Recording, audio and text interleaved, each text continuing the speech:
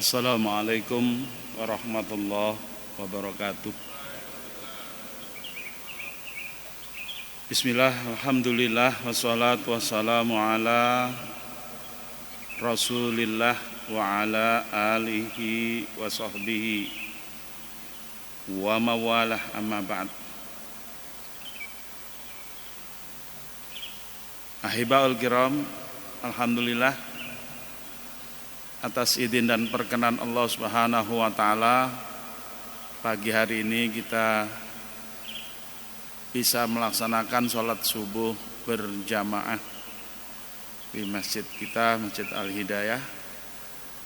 Mudah-mudahan sholat kita dikabul oleh Allah Subhanahu wa taala. Dan mudah-mudahan pagi hari ini kita masih diberi kekuatan untuk bisa bertahan di masjid, untuk memanfaatkan waktu yang penuh dengan keberkahan pagi hari ini, di mana baginda Nabi Shallallahu Alaihi Wasallam menyatakan,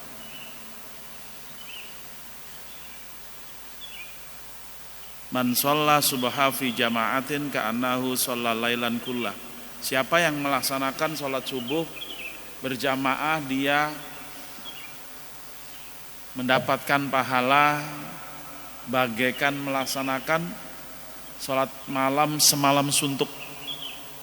Sekalipun tadi malam cuma tidur aja, setelah isya tidur, bangun-bangun adzan subuh, tapi terus ke masjid.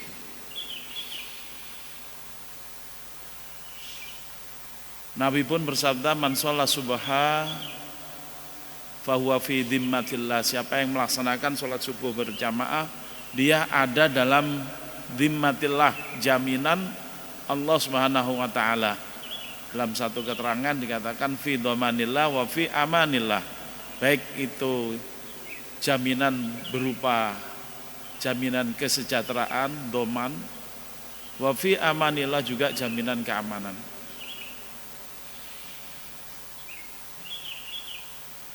Nabi pun diriwayatkan bersabda atau berdoa, Allahumma barik li ummati fi bukuriha. Ya Allah, berkailah umatku, umat Nabi Muhammad sallallahu alaihi wasallam, fi bukuriha, pada subuh pagi harinya. Mudah-mudahan kita sekarang yang masih di dalam waktu yang penuh berkah, kita manfaatkan nanti sampai menjelang syuruk. Mudah-mudahan Allah memberikan keberkahan kepada kita dan memberikan ilmu kepada kita. Pada pagi hari insyaallah kita kasih judul Menangkan Islam dalam Pemilu 2024. Loh, kok begitu? Ya begitulah ya yang kita mau maksudkan. Kita tahu pemilu 2024 tanggal berapa, Pak? 14 Februari. Hari apa tuh? Hari Rabu ya, bukan Kamis dan bukan Selasa. Pertanyaannya, kok kenapa ditetapkan 14 Februari? Kenapa tidak 13? Kenapa juga tidak 15? Gitu. Kira-kira ini by design atau kebetulan aja ini? Anggaplah kebetulan ya, anggaplah kebetulan. Kebetulan itu terjadi tanggal 14 Februari, biasanya kita kenal sebagai hari apa tuh? Hah? Masa orang Al-Hidayah nggak tahu? Ya tuh suaranya kenceng. Valentine Day ya, hari Valentine. Kok aneh-aneh, kok kenapa pemilu ditetapkan pada hari Valentine? Tentu saja orang akan berpikir itu by design, tapi karena waktunya sudah dekat ya, nggak mungkin diubah desainnya, nggak mungkin kita ributkan. Tapi mereka bisa mendesain, umat Islam pun juga bisa mendesain. Gitu. Kita harus mendesain bahwa 14 Februari itu kita inginkan sebagai apa? Hari kemenangan umat Islam atau hari kekalahan umat Islam? Pilih Pak. Oh nggak berani ngomong. Hari kemenangan umat Islam itu desain yang benar. Masa kita mau mendesain hari kekalahan umat Islam? Loh, aneh. Orang bodoh aja nggak akan berani menetapkan begitu. Apalagi Jamaah Hidayah ini kan pinter-pinter. Tadi imamnya aja bacanya surat apa tadi? Al-Fat. Itu surat kemenangan artinya. Coba bawa buka itu di apa namanya? Di HP-nya itu kan tulisnya surah Al-Fat artinya kemenangan. Cuma memang selama ini saya jadi ingat ini kejadian kira-kira 20 tahun yang lalu Pak. Di satu masjid di Bekasi. Saya sholat bareng seseorang. Waktu itu mungkin usia beliau itu ya hampir sama saya atau tuaan dia dikit. 20 tahun yang lalu itu umur saya baru 40. Sekarang sudah 60 ya gitu. Nah, jadi dia menyampaikan ke saya selalu membaca surat Al-Fat Pak. Rupanya dia kolonel di dinas di Bandung gitu. Nah saya ketemunya di Bekasi. Setiap hari pokoknya saya selalu membaca 4 surat dia bilang. Yang pertama surat Yasin, yang kedua surat Al-Fat, yang ketiga surat Al-Waqiah, yang keempat surat Tabarok Al-Mulk. Itu Bapak kolonel itu baca itu selalu. Ya saya yakin mungkin sekarang udah pensiun Pak ya kali Pak ya 60 Pak ya. Belum. Udah pensiun. Ya mungkin jenderal atau apa saya enggak tahu gitu karena enggak ada pernah kontak lagi setelah itu. Tapi menarik dia katakan selalu urusan saya selesai katanya dengan tiap malam membaca 4 surat itu gitu. Yang menarik adalah surat Al-Fat. Kalau 3 surat saya yakin bapak-bapak ini kan para aktivis Al-Hidayah udah membiasakan membaca itu ya. Tapi kalau surat Al-Fat ini kan tidak semua kita membaca. Paling diantara kita yang membaca semuanya surat Al-Fat itu kalau bulan Ramadan gitu. Di luar Ramadan, nah tergantung kecenderungannya. Yang biasa maulid ya ayat 1 sampai 3 itu biasa. Inna fatahna laka fathan mubina itu biasa kalau biasa maulid. Yang enggak biasa maulid mungkin 2 ayat terakhir yang biasa. Huwaladzi arsala rasulahu bil huda wa dinil haqqi liyudhhirahu ala dini kulli. Ya. Muhammadur Rasulullah dan seterusnya sampai akhir. Tapi membiasakan membaca surah Al-Fat dari awal sampai akhir walaupun cuma 29 ayat, kalau bukan qori yang memang membiasakan dari awal sampai akhir, pokoknya khatam lah tiap bulan, ya itu nggak akan melakukan. Tapi tentu pada pagi hari ini sesuai dengan judul yang saya buat, menangkan Islam dalam pemilu 2024, kita coba sedikit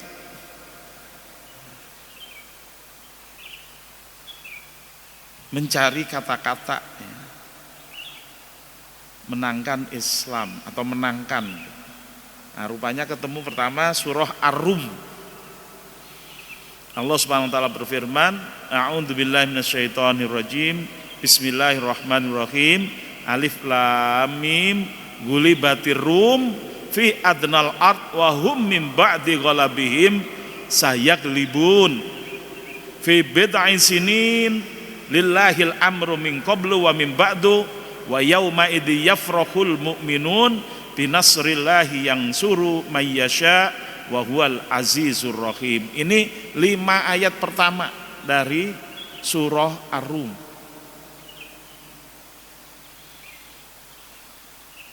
Ini ada qori'nya ya sini ya. Biar qori' yang baca. Siapa yang qori'?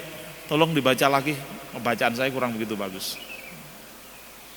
5 ayat pertama aja, sambil nanti kita renungi, kita buka tafsirnya kayak apa, supaya nanti kita dapat pelajaran. Surah ke-30 Ar-Rum.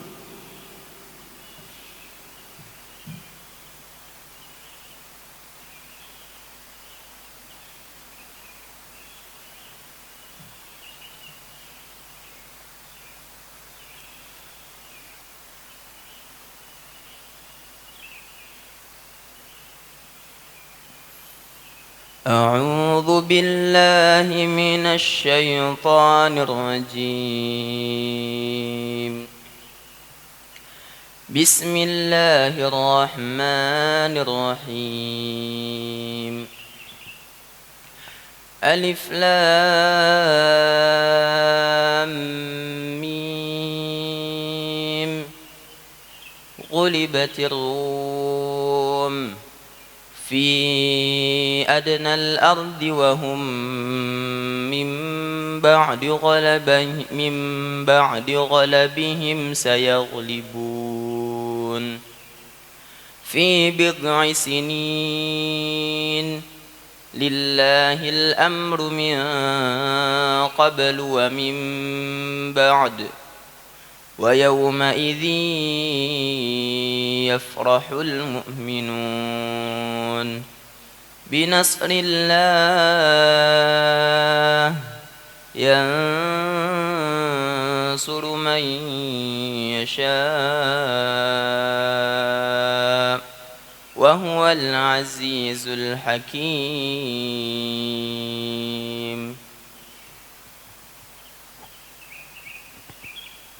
Ada terjemahannya enggak situ? Kalau ada tolong baca. Alif Lam Mim. Bangsa Romawi telah dikalahkan di negeri yang terdekat, dan mereka setelah kekalahannya itu akan menang. Dalam beberapa tahun lagi, bagi Allah lah urusan sebelum dan setelah mereka menang. Dan pada hari kemenangan bangsa Romawi itu bergembiralah orang-orang yang beriman, karena pertolongan Allah. Dia menolong siapa yang Dia kehendaki. Dia Maha Perkasa, Maha Penyayang. Iya. Kita lihat tafsirnya ya. Alif Lam Mim, Allahu a'lam bimuradihi fi dzalik. Alif Lam Mim, Allah yang Maha mengetahui bimuradihi, maksudnya fi dzalik. Jadi ini huruf-huruf yang terpotong di awal surat ini merupakan catatan tersendiri yang merupakan huruf-huruf sebagai kekhasan di dalam Al-Quran.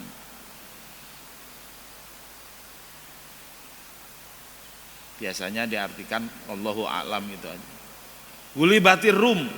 Apa itu gulibatir Rum? Dikalahkan bangsa Rum. Jadi ketika turun ayat ini, sebelumnya terjadi atau masih fresh, terjadi perang antara bangsa Romawi dan bangsa Persia. Pada waktu itu dua negara itu merupakan dua negara adikuasa di dunia. Sedangkan Rasulullah tinggal di kota Madinah, dan kemudian beliau di kota Madinah ya. Di Mekah, baru kemudian hijrah ke Madinah. Apa yang ditafsirkan oleh Imam Jalalain ya, Kita buka aja tafsir yang paling singkat. Ghulibatir Rum wahum ahlul kitabi ghalabatha Faris walaisu ahla kitab bal ya'budunal ausan fafariha kuffaru makkata bidzalika wa qalu lil muslimin nahnu naglibukum kama ghalabat Faris ar-Ruma. Ini tafsir Jalalain. Ghulibatir Rum, dikalahkan bangsa Rum, wahum mereka bangsa Romawi itu ahlul kitab Nasrani. Ghalabatha Faris, telah mengalahkan bangsa Romawi itu bangsa Persia, Faris, Persia. Walaisu ahla kitab, bukan ahli kitab. Bal ya'budunal ausan, bahkan mereka menyembah patung. Fafariha kufaru Makkata, kaum kafir Mekah merasa gembira bidzalika, dengan kekalahan bangsa Rum, dengan dikalahkannya bangsa Rum. Wa qalu, mereka berkata, lil muslimin, kaum kafir Mekah, ini kelompok Abu Jahal, ya, Abu Lahab dan kawan-kawan, itu berkata kepada Rasulullah dan kaum muslimin, Abu Bakar, Utsman dan lain-lain, nahnu naglibukum kama ghalabat Faris ar-Ruma. Kata mereka, ini memanfaatkan perkembangan situasi internasional. Ingat, mereka semua di Mekah. Kejadiannya adalah di Sam. Ketika turun ayat Ghulibatur Rum, itu perangnya terjadi di Sam.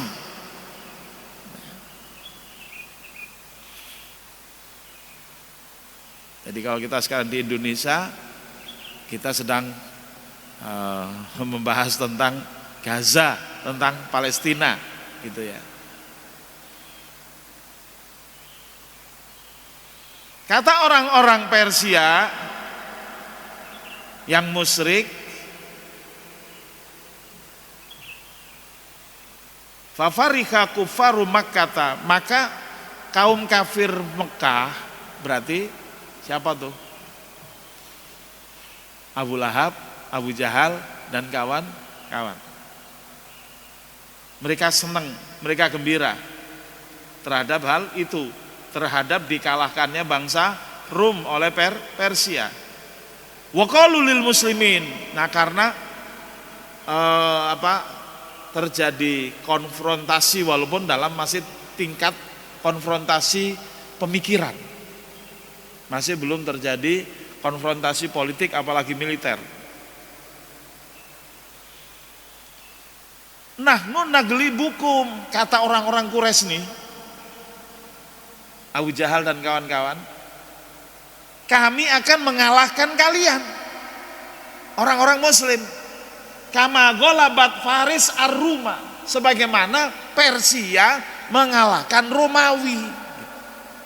Jadi coba bayangkan ya, itu 15 abad yang lalu orang-orang Mekah sudah berpikir internasional.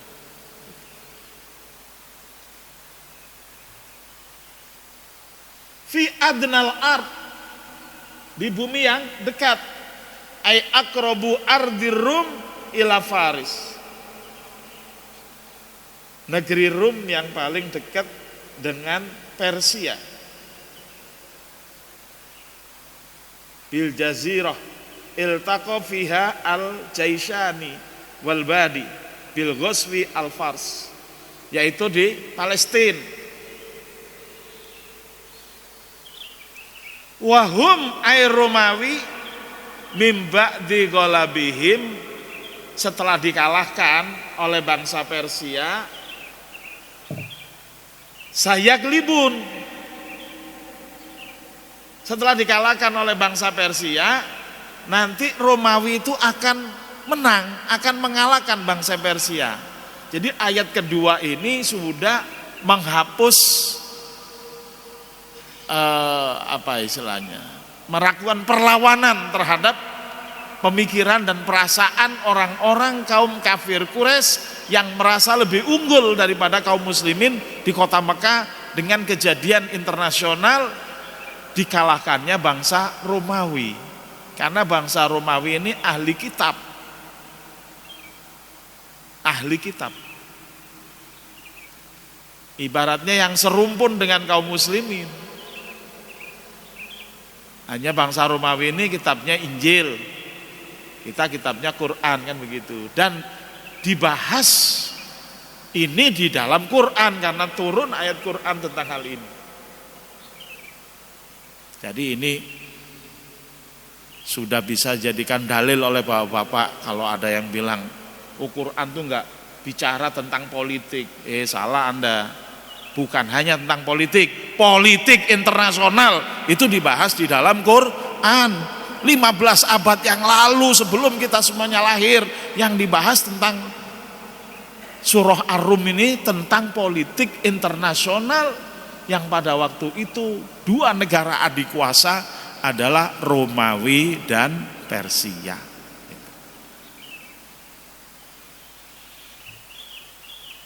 Fi bid'ai sinin, dalam beberapa tahun, huwa ma baina salas ila tis'i, yang disebut bid'au beberapa dalam bahasa Arab itu adalah hitungan antara 3 dan 9, awil asr atau 10.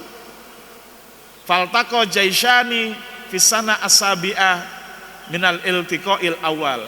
Dua kelompok tentara adik kuasa pada waktu itu yaitu Romawi dan Persia bertemu pada tahun ke-7 awal. Wa ghalabat ar-Rum Faris. Kemudian berikutnya akhirnya Romawi mengalahkan Persia 7 tahun kemudian.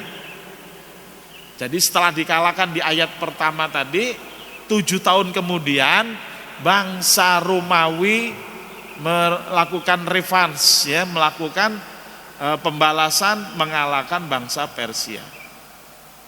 Lillahil amru qabla min qablu wa min ba'du. Maka urusan Allah yang sebelum dan sesudahnya, ai min qabli wala birrum wa min ba'dihi, yaitu sebelum dikalahkannya bangsa Rum dan setelahnya. Al makna anna ghalabata Faris awalan wa ghalabatir Rum sanian bi amrillahi ai iradati. Artinya urusan bangsa Rum dikalahkan di tahap awal dan bangsa Rum akhirnya menang pada tahap berikutnya, itu urusannya kembali kepada iradatullah, kehendak Allah Subhanahu wa ta'ala. Wa yauma idzin ay yauma taglibur Rum, pada waktu itu yaitu hari di mana bangsa Romawi kemudian menang, yafrohul mu'minun, orang-orang mukmin itu gembira. Kenapa gembira? Karena orang-orang Romawi ini ahli kitab melawan orang-orang musyrik yaitu Persia. Ayat kelima, binasrillah, dengan pertolongan Allah, iyahum ala Faris, kepada Romawi dalam melawan Persia, waqad farihu bidzalika wa alimu bihi yauma bukuihi ay yauma badrin binuzuli Jibril bidzalik ma'af farhihim binasrihim alal musyrikina fihi. Dengan pertolongan Allah, yang Allah menolong siapa saja yang dikehendaki. Artinya ketika Allah menolong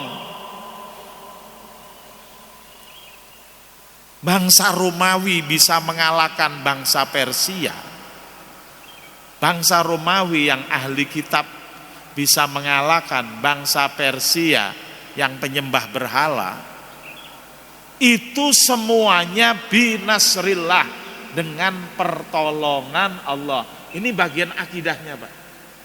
Bagian daripada keyakinan kita bahwa menang dan kalah dalam berbagai pertempuran itu semuanya ada rahasianya binasrillah, dengan pertolongan Allah. Allah yang menolong bangsa Romawi bisa mengalahkan bangsa Persia. Demikian juga dalam perang Badar, Allah memenangkan baginda Rasulullah Sallallahu Alaihi Wasallam dan 313 pasukannya melawan kaum Quraisy yang jumlahnya lebih dari 1000. Sebagaimana Allah menolong Romawi bisa mengalahkan Persia. Pada saat itu orang-orang mukmin ya merasa gembira.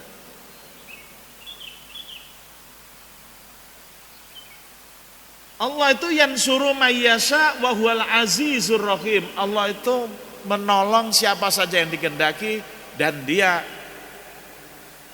adalah Maha Perkasa, Al-Ghalib. Jadi Allah itu selalu pihak yang menang, tidak pernah kalah. Ar-Rahim, Maha Penyayang bil mukminin, terhadap orang-orang mukmin. Ya, ini sedikit kita membaca lagi surah Ar-Rum. Boleh jadi kita nggak pernah baca surat Ar-Rum kecuali bulan Ramadan. Kalau itu sudah kita yakin deh. Ramadan umumnya kaum muslimin membaca 30 juz karena selalu targetnya khatam sekali, kan begitu.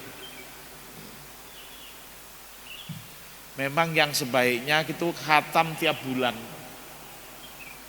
atau dibalik tiap bulan khataman, itu yang paling bagus. Nah, kita punya sarana, punya masjid, kenapa enggak kita bikin khataman tiap bulan? Lalu di tiap bulan itu bisa dipanggil mubalik yang bisa menerangkan hal-hal yang mungkin paling penting pada bulan itu. Hari ini karena menjelang pemilu saya sampaikan ini untuk kita mendapatkan pengetahuan dari Al-Quran tentang siapa sih yang menang itu.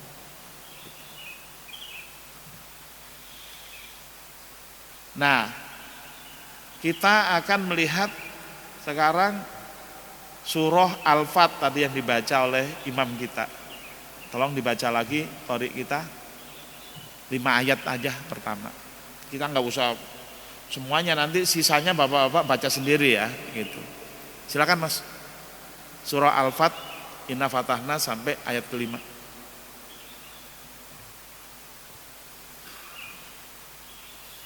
A'udzu billahi minasy syaithanir rajim. Bismillahirrahmanirrahim. Inna fatahna laka fathan mubina liyaghfir laka Allahu ma taqaddama min dhanbika wa ma ta'akhkhara wa yutimma ni'matahu 'alayka wa yahdiyaka siratan mustaqima wa yansuraka Allahu nasran 'aziza. هو الذي أنزل السكينة في قلوب المؤمنين ليزدادوا إيمانا مع إيمانهم ولله جنود السماوات والأرض وكان الله عليما حكيما ليدخل المؤمنين والمؤمنات جنات تجري من تحتها الأنهار خالدين فيها ويكفر عنهم سيئاتهم وكان ذلك عند الله فوزا عظيما. Ya, dibaca terjemahnya. Sungguh kami telah memberikan kepadamu kemenangan yang nyata, agar Allah memberikan ampunan kepadamu Muhammad atas dosamu yang lalu dan yang akan datang, serta menyempurnakan nikmatnya atasmu dan menunjukimu ke jalan yang lurus, dan agar Allah menolongmu dengan pertolongan yang kuat banyak. Dialah yang telah menurunkan ketenangan di dalam hati orang-orang mukmin untuk menambah keimanan atas keimanan mereka yang telah ada. Dan milik Allah lah bala tentara langit dan bumi, dan Allah Maha mengetahui, Maha bijaksana. Agar Dia masukkan orang-orang mukmin laki-laki dan perempuan ke dalam surga yang mengalir di bawahnya sungai-sungai. Mereka kekal di dalamnya, dan Dia akan menghapus kesalahan-kesalahan mereka. Dan yang demikian itu menurut Allah suatu keuntungan yang besar. Ya, 5 ayat pertama dari surah Al-Fat. Inna fatahna laka fathan mubina. Inna, sesungguhnya kami, fatahna, kami menangkan, laka, bagimu. Apa tafsir dari Jalalain? Tafsir yang paling singkat.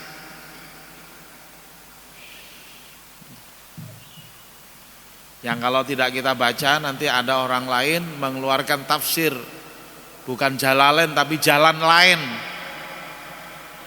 Supaya kita keluar dari jalan Allah, itu harus hati-hati. Inna fatahna laka qadoina bi fathi Makkata wa ghairiha fil mustaqbal unwatan bi jihadika. Inna, sesungguhnya kami, fatahna laka, kami menangkan engkau, qadoina, kami kodokkan, kami tetapkan, kami putuskan, bi fathi Makkah, dengan penaklukan kota Mekah, wa ghairiha, dan penaklukan selanjutnya, fil mustaqbal, pada masa yang akan datang, unwatan, dengan kesengajaan, bijihadika, dengan jihadmu, fathan mubina, bayinan zahiran, kemenangan yang nyata, bayinan jelas, zahiran nyata. Ini keterangan yang ada dalam tafsir Jalalain, 2 Jalal. Artinya ayat pertama ini menjelaskan bakal terjadinya penaklukan kota Mekah. Surah Al-Fat ini Mekah belum jatuh, Pak, belum. Surat Al-Fat ini turun sepulang baginda Rasulullah dan 1.400 sahabat yang menyertai beliau melakukan umroh setelah perang Ahzab.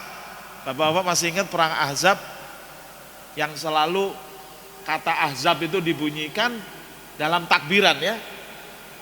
Sodaqo wa'dah wa nasoro abdah wa a'azza junda wa hazamal ahzaba wahdah.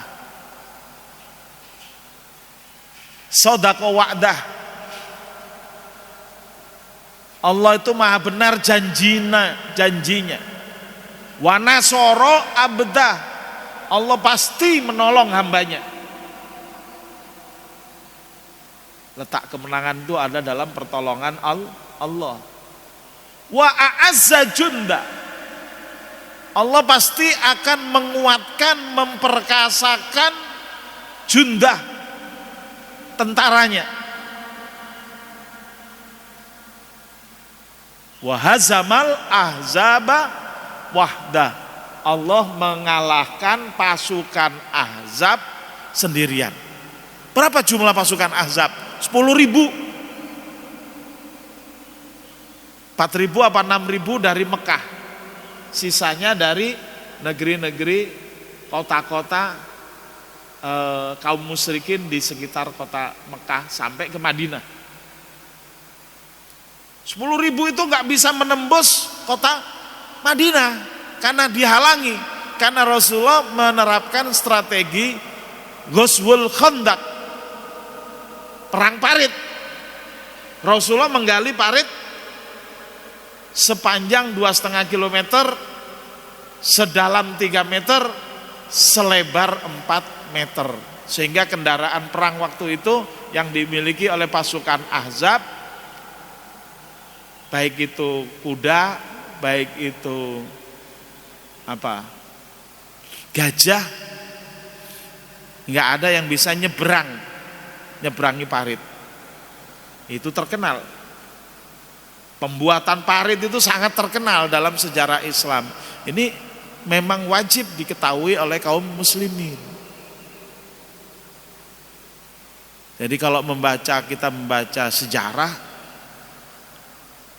perlu ya, apalagi ini ditradisikan oleh kaum muslimin di dalam takbiran. Hanya saja waktu kita takbiran kita cuma bunyi aja tapi nggak ngerti, nggak mudeng. Nah, ini yang dalam pengajian ini mudah-mudahan Allah memberikan pengertian kepada kita.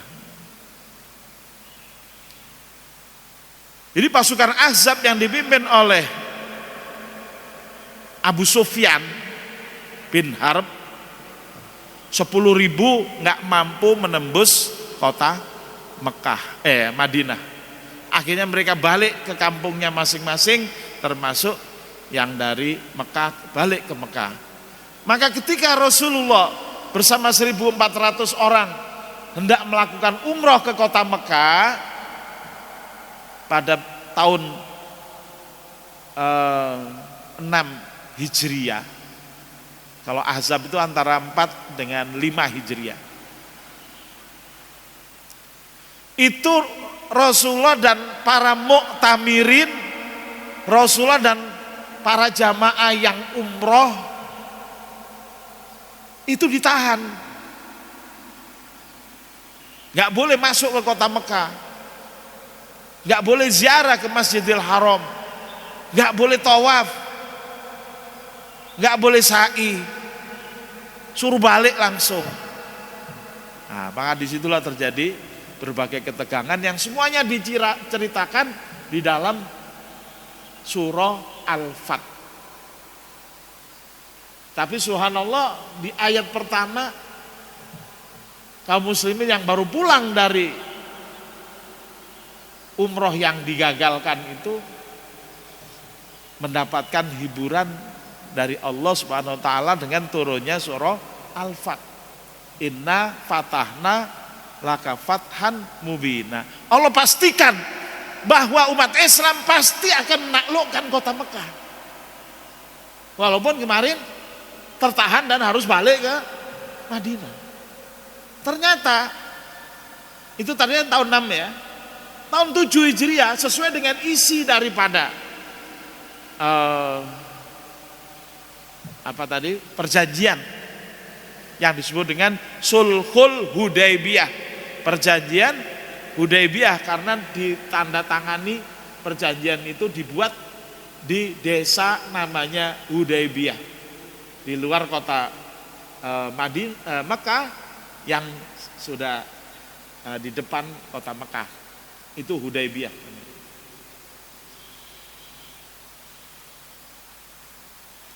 Kami pastikan, kata Allah, bagimu wahai Muhammad sallallahu alaihi wasallam fathan mubina, penaklukan kota Mekah secara nyata. Ini yang memberikan energi, kekuatan yang luar biasa kepada umat Islam.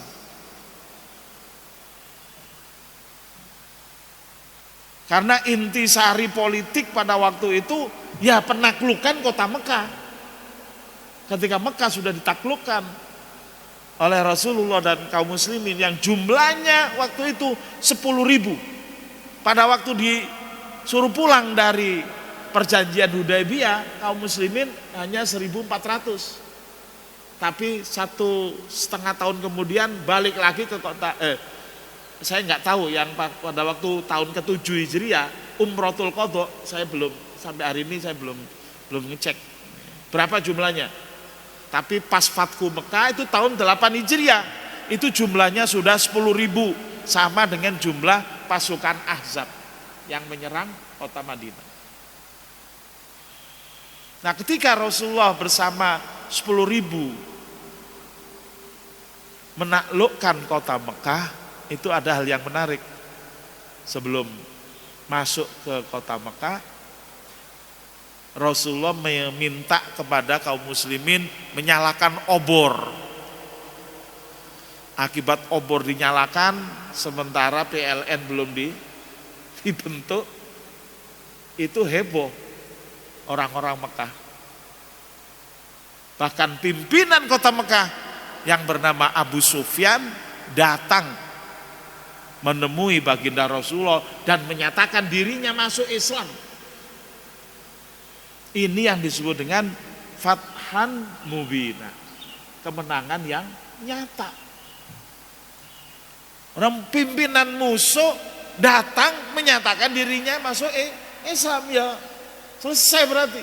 Rasulullah kemudian diminta oleh paman beliau yang bernama Abbas bin Abdul Muthalib. Abbas ini bapaknya Ibnu Abbas. Ibnu Abbas itu yang salah satu peninggalannya adalah tafsir Ibnu Abbas. Kata Abbas, wahai keponakanku, Abu Sufyan ini orang yang suka kebanggaan, berilah dia sedikit kebanggaan. Apa yang dinyatakan oleh Rasulullah? Siapa saja yang masuk ke rumah Abu Sufyan aman. Siapa saja yang masuk ke Masjidil Haram aman. Siapa saja yang menutup pintu rumahnya aman. 3 maklumat itu yang disebarkan oleh baginda Rasulullah, ya, melalui Abu Sufyan dan juga umat Islam, akhirnya boleh dikatakan dipatuhi oleh bangsa Arab, oleh bangsa Mekah, penghuni kota Mekah. Maka terjadilah Fathan Mubina, penaklukan kota Mekah secara nyata. Nggak ada yang perang, kecuali hanya 9 orang menurut catatan sejarah. Hanya 9 yang melawan dan 9 itu semuanya mati. Ini dahsyatnya perang, dahsyatnya jihad. Mematikan 9 orang lalu menaklukkan satu kota. Coba kalau kita bayangkan, dan ini semua dibahas nanti di ayat-ayat di surah Al-Fat. Itulah kenapa pentingnya kita selalu membaca surah Al-Fat.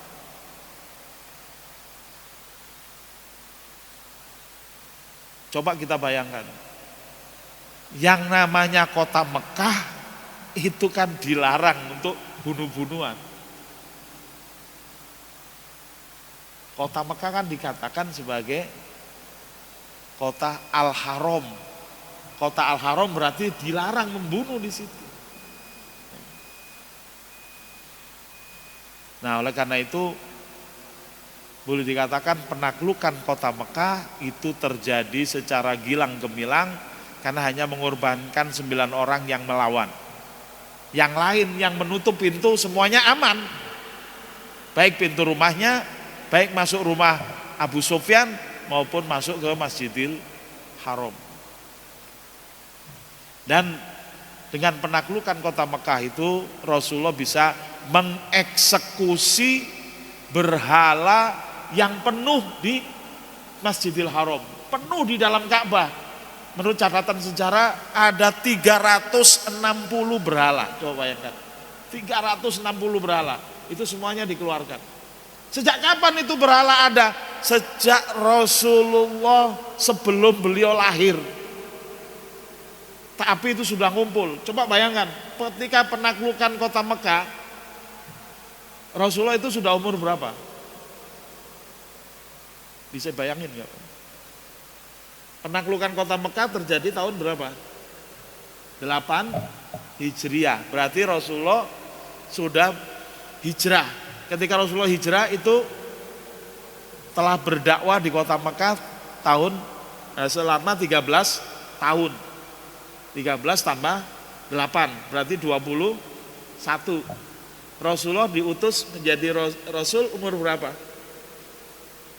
40 kan?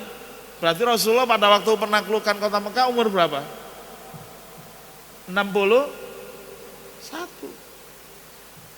Ya. 61. Rasulullah itu umur 63 ya. 63 itu kalau 10 Hijriah, ini 8 Hijriah itu penaklukan kota Mekah. Berarti 61 ya. 61 tuh Rasul. Nah, kisah tentang penaklukan kota Mekah ini sangat penting buat kita dan harus dihidup-hidupkan. Makanya surah Al-Fat itu mesti kita hidupkan. Bukan hanya pada waktu maulid yang cuma 3 ayat. Ya walaupun 3 ayat itu kalau kita benar bacanya dan benar maknanya ya dahsyat. Karena di 3 ayat inilah Allah berikan liyakfira lakallahu ma taqaddama min dzambika wa ma ta'akhkhar wa yutimma ni'matahu 'alaika wa yahdiyaka siratan mustaqima. Liyakfira lakallahu bi jihadika. Ini menurut Jalalain loh ya, bukan menurut saya cuma baca aja. Agar Allah mengampuni engkau bi jihadika dengan jihadmu. Jadi amalan jihad itu dampaknya akan dapat ampunan. Ma taqaddama min dzambika wa ma ta'akhkhar. Apa yang menjadi dosa-dosamu terdahulu dan terkemudian minhu liturghiba ummataka fil jihadi wa huwa muawwal. Kalau kita baca ayat ini, maka menurut Imam Jalalain adalah agar umatmu itu jadi demen jihad.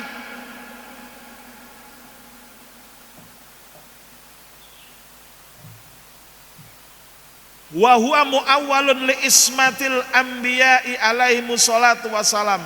Ini merupakan apa yang disebut dengan ismatur rasul. Rasulullah itu punya ismah, punya pelindung dari melakukan perbuatan dosa. Bidalilil akli al-qati' minad dzunub. Tapi ini dalilnya akli, Pak. Nah, ini apa istilahnya? Secara akli qati' minad dzunub, Rasulullah itu tidak mungkin bersalah. Kalau Rasulullah mungkin bersalah, ya Qur'annya kemungkinan salah juga gitu. Quran itu benar, Rasulullah itu tidak mungkin salah.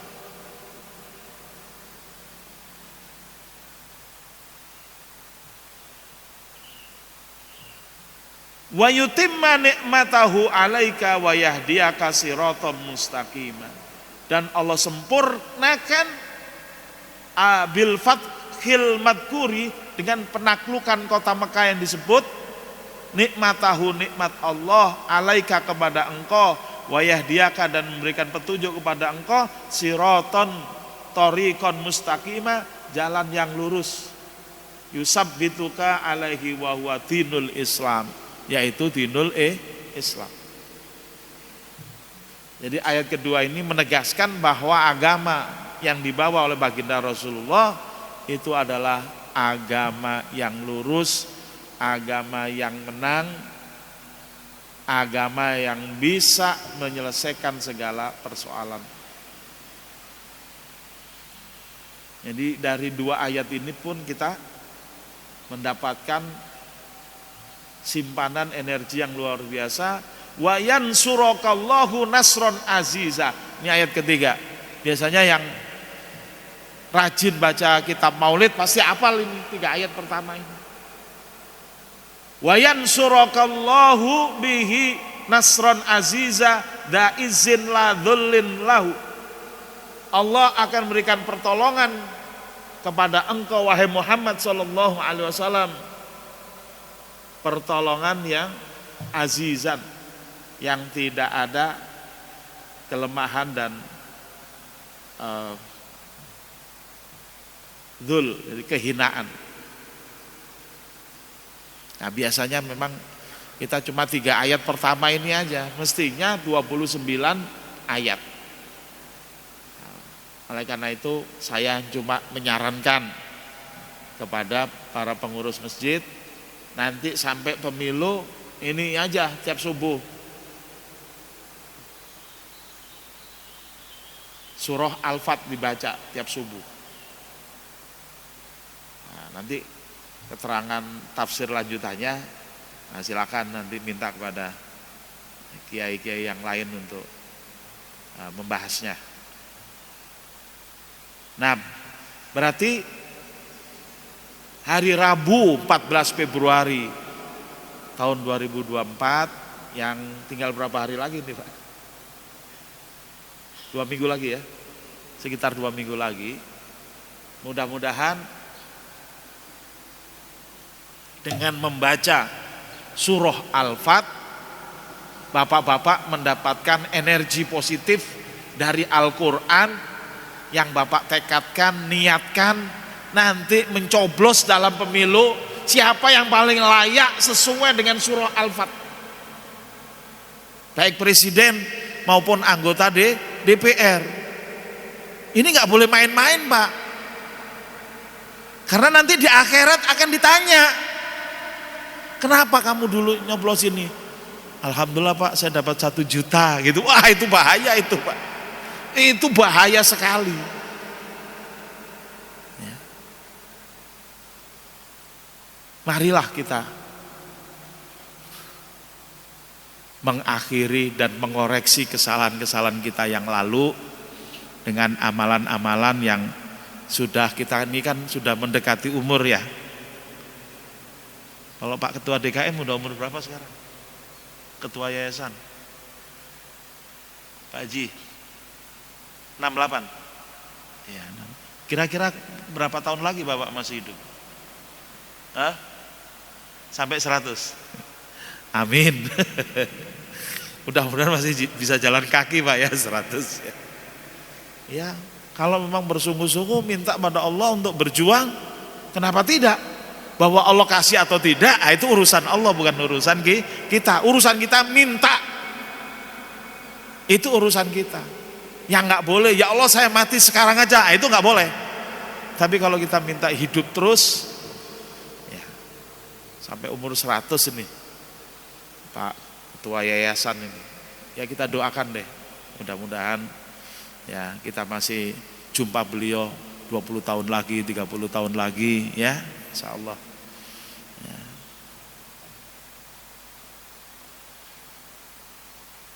Karena waktu kita hidup di dunia ini terbatas.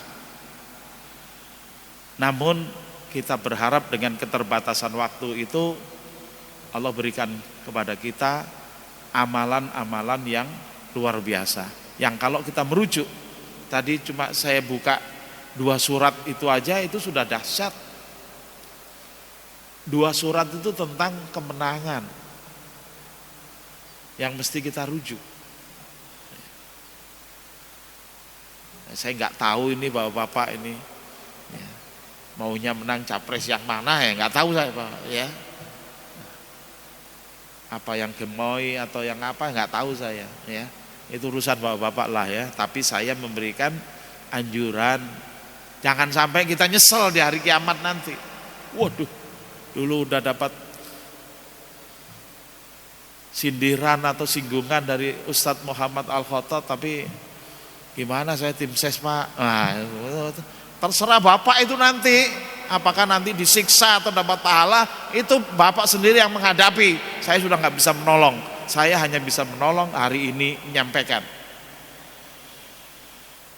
Maka mari kita, saran saya, baca terus. Kalau perlu diperkuat ngajinya ya, karena saya waktunya terbatas. Ya saya nggak bisa teruskan, tapi silakan mungkin bisa diundang ustadz-ustadz yang lain ya, yang minta. Saya ada juga dari pengurus, bagaimana kalau digeser hari untuk khusus yang hari ini digeser ke besok, udah ada jadwalnya saya. Kalau nggak ada saya mau saya gitu. Kita beresin sampai 29 ayat. Ya sementara 3 ayat aja dulu. Yang berikutnya silakan dibaca bareng-bareng. Tapi bacalah tiap hari. Yang kedua, baca yang namanya sholawat al-fatih. Kenapa saya anjurkan baca sholawat al-fatih yang bunyinya Allahumma sholli ala sayyidina Muhammadinil fatihi lima ughliqa, ya, wal khatimi lima sabaqa nasiril haqqi bil haqqi wal hadi ila siratikal mustaqim wa ala alihi haqqa qadrihi wa miqdarihil adim. Karena ini nyambung dengan surah Al-Fat. Nah, cuma kalau di internet biasanya ini surat untuk membuka pintu rizki gitu. Ini memang sholawat. Sholawat itu innallaha malaikatahu yusholluna 'alan nabi ya ayyuhalladzina amanu shollu 'alaihi wasallimu tasliman. Itu asal daripada sholawat dan syariat sholawat, di mana ketika kita membaca sholawat maka Allah akan membaca 10 kali sholawat untuk kita. Sangat beruntung orang yang selalu baca sholawat. Dan sholawat al-fatih ini memang untuk kemenangan sesuai dengan lafaznya. Maka saya anjurkan Bapak-bapak baca tiap hari surah Al-Fat sekali lah, dengan membaca terjemahannya atau tafsirnya. Banyak kok sekarang udah di internet itu. Yang kedua, baca sholawat al-fatih kalau bisa 100 kali. Kalau nggak bisa, tiap selesai sholat 11 kali. Untuk apa? Untuk kebaikan kita. Yang ketiga, bapak-bapak berdoa agar yang menang dalam pemilu adalah yang benar-benar memperjuangkan agama Allah Subhanahu wa ta'ala, mewujudkan apa yang dimaksud di dalam surah Al-Fat maupun sholawat Al-Fatih. Saya tidak tunjukin apa itu capres nomor 1, nomor 2, apa nomor 3. Bapak-bapak sudah tahu sendiri ya, dengan kemampuan yang bapak-bapak miliki. Yang penting jangan keluar dari hati yang ikhlas.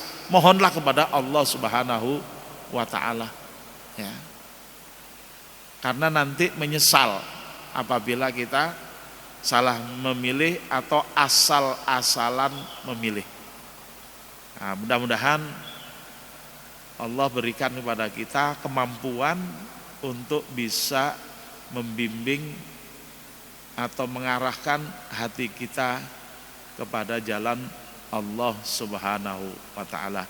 Usikum wa iyaya bitaqwallah faqad fazal muttaqun wa lahum minkum.